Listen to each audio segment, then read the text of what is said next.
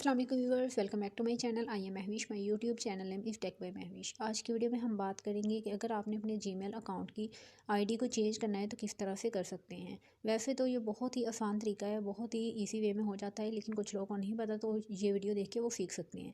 तो आपने क्या करना है कि जीमेल को ओपन कर लेना है। ओपन करने के बाद कुछ इस तरह का इंटरफेस आपके सामने आएगा। आपने ऊपर 3 बार के साथ ही लोगो आपका शो हो रहा है, उस पर क्लिक करना है और यहाँ पे जो दूसरे वाला चैनल होगा उस पर क्लिक कर देना है। ठीक है, ये देखिए दूसरे वाला जो चैनल है, दूसरे वाला जीमेल जो है वो आपका लॉगिन हो चुका है। अगर तो चैनल बनाया हो उस पर तो चैनल भी कह सकते हैं, क्योंकि जीमेल पे ही चैनल बनता है। नहीं तो अगर सिर्फ आईडी है तो वो भी इसी तरह से लॉगिन कर सकते हैं। तो इस तरह से इसी वे में आप लॉगिन कर सकते हैं। अगर वीडियो अच्छी लगी है तो लाइक और सब्सक्राइब करें। मिलते हैं अपनी नेक्स्ट वीडियो में, तब तक के लिए अल्लाह हाफिज़।